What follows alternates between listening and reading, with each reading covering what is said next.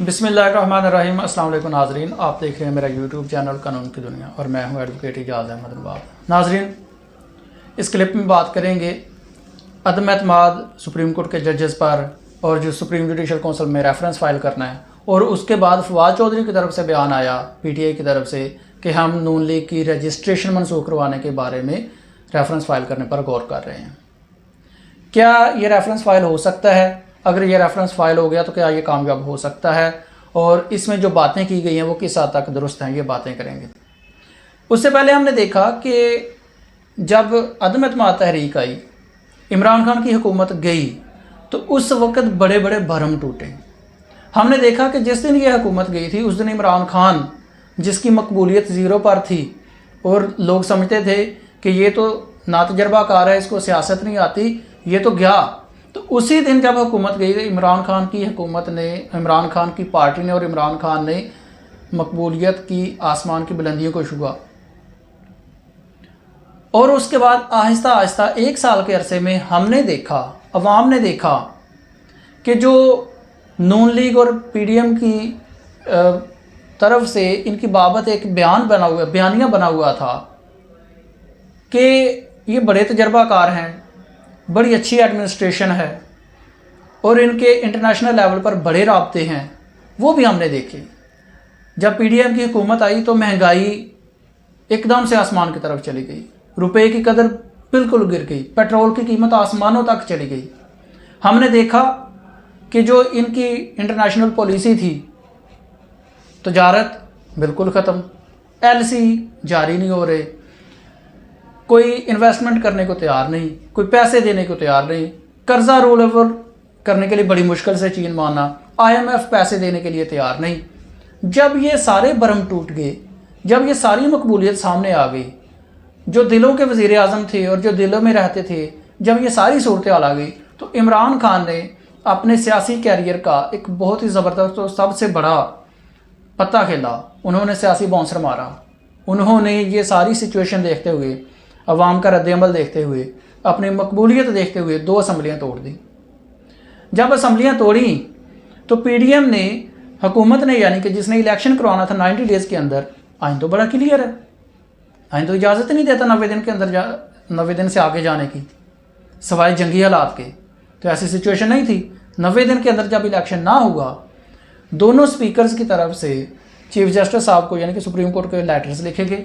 Supreme court ने अज़ खुद नोटिस लिया। अज़ खुद नोटिस लेने के बाद 90 दिन के अंदर इलेक्शन करवाने का ऐलान किया, लेकिन फिर भी इलेक्शन ना करवाए गए।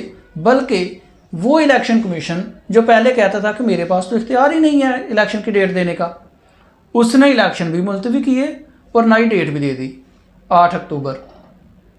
6 महीने इलेक्शन मुलतवी कर दिए। जब दोबारा मामला सुप्रीम कोर्ट में आया तो हमारी PDM ने कहा, यानी कि 31 मार्च को कहा कि ये जो जजेस हैं, हमें इन पर एतमाद ही नहीं है, हम इनका फैसला कैसे मानेंगे, हम तो इस बेंच को ही नहीं मानते, इस पर इसका फैसला कैसे मानेंगे। और यही नहीं, बल्कि राना सनाउल्लाह साहब की तरफ से ये भी बयान आया कि ये जो तीनों जजेस हैं, बेंच है जो चीफ जस्टिस साहब और इजाज़ुल हसन साहब और जस्टिस मुनीब साहब, हम इनके खिलाफ सुप्रीम जुडिशल काउंसिल में रेफरेंस दायर करने पर गौर कर रहे हैं। और फिर लंदन से जनाब नवाज शरीफ साहब की तरफ से भी बयान आ गया। उन्होंने पहले तो कहा कि अगर इलेक्शन होगी तो डॉलर 500 रुपये का हो जाएगा। बहुत बड़ा बयान दिया। पता नहीं ये धमकी थी, ये हकीकत थी, पता नहीं क्या था, लेकिन ये हकीकत है कि उन्होंने कहा कि अगर इलेक्शन हुए तो डॉलर 500 का हो जाएगा। बड़ी मेहरबानी कर दी मुल्क पर। और उसके बाद उन्होंने बयान दिया कि इस बात बेंच को ही नहीं हम मानते, तो इसका फैसला क्यों मानेंगे। उसके 2 दिन बाद, यानी कि आज 3 अप्रैल को जब हियरिंग स्टार्ट हुई, तो सबसे पहले फ़रूक नाइक साहब को सुप्रीम कोर्ट ने ये सवाल किया कि क्या आप अदालती कार्रवाई का बाइकआउट कर रहे हैं। उसने कहा जी नहीं कर रहे। अटॉर्नी जनरल से सवाल हुआ तो उसने कहा कि जी नहीं, गवर्नमेंट तो चलती है आइन के मुताबिक, हम तो अदालती कार्रवाई का बाइकआउट नहीं कर रहे। वकील इलेक्शन कमीशन इरफान कादर से जब सवाल हुआ तो उन्होंने कहा कि जी नहीं जी, हम तो अदालत पर एतमाद करते हैं, लेकिन इंसाफ होता हुआ नज़र आना चाहिए। यानी कि वो जो बयानिया था कि हम अदालती कार्रवाई का बाइकआउट करेंगे, वो सिर्फ मीडिया की हद तक था, प्रेस कॉन्फ्रेंस की हद तक था। अदालत में जाके सब कुछ चेंज, क्योंकि वहाँ तो होना, जो भी होना कॉन्स्टिट्यूशन के मुताबिक। इसका मतलब है कि अदालत में जो बात करनी है कॉन्स्टिट्यूशन के मुताबिक, और बाहर आके जो बात करनी है वो फिर सियासी बातें करनी है। उनके ना कोई हाथ होना, ना पाँव, ना पर। और इस वक्त तकरीबन कोई 6 का वक्त हो चुका है, अफ्तारी से तकरीबन कोई आधा घंटा पहले। इस वक्त तक जो जजेस हैं इनके खिलाफ सुप्रीम जुडिशल काउंसिल में कोई रेफरेंस फाइल और उनकी खबर अभी तक नहीं आई है। बाद में आ जाए तो कोई अलहदा बात है। अब दूसरी तरफ जब ये सारे बयान आए तो पीटीआई की तरफ से फवाद चौधरी ने ट्वीट किया। फवाद चौधरी साहब कहते हैं कि तहरीक इंसाफ नून लीग की बहसीत पार्टी रजिस्ट्रेशन मनसूख करने के लिए रेफरेंस पर गौर कर रही है। इलेक्शन एक्ट की सरीहन खिलाफ वर्जी करते हुए एक मफरूर मुलज़म इस पार्टी के फैसले कर रहा है और पार्टी ने ऐलान किया है कि वो सुप्रीम कोर्ट को तस्लीम नहीं करते। यह ऐलान बजाते खुद आइन के आर्टिकल 6 की जद में आता है। अब देखना यह है कि ये आर्टिकल 6 की जद में आए या ना आए। दूसरी जो बातें की हैं मफरूर मुलज़म वाली, 2019 में जब नवाज शरीफ साहब प्लेटलेट्स की कमी होने के जवाज़ के साथ जेल से रिहा होकर 50 रुपये के स्टाम्प पेपर की गारंटी पर लंदन चले गए, उसके बाद 4 हफ्ते तो क्या कई साल गुजर के वो वापस नहीं आए। प्लेटलेट्स की कमी तो ख़त्म हो गई। वो जॉगिंग करते भी नज़र आए, वो फास्ट फूड खाते भी नज़र आए, वो शॉपिंग करते भी नज़र आए, वो अपनी जो नून लीग के अजलास हैं, पीडीएम के अजलास हैं, उनमें वीडियो लिंक के ज़रिए शिरकत करते भी नज़र आए। और तो और अब नई खबर आ गई है कि वो सऊदी अरब में उम्रा के लिए आ रहे हैं। यानी कि वो सऊदी अरब में उम्रा करने के लिए आ सकते हैं। अगर पाकिस्तान में आना हो तो सफरी पाबंदियाँ हैं, वो सफ़र कर नहीं सकते, डॉक्टर इजाज़त नहीं देते।